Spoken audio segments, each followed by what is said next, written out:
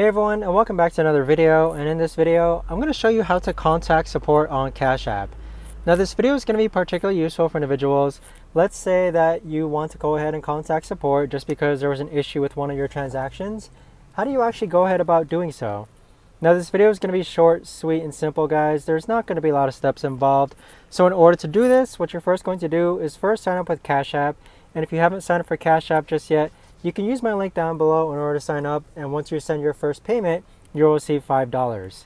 So first, let's open up Cash App.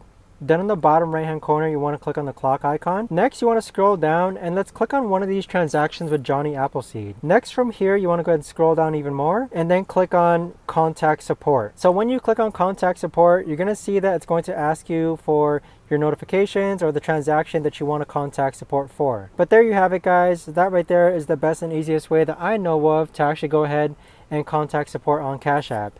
If you guys know of a better or easier way to actually do this, let me know in the comments down below. I would love to know. Thanks so much for watching, everyone, and I'll see you guys all in the next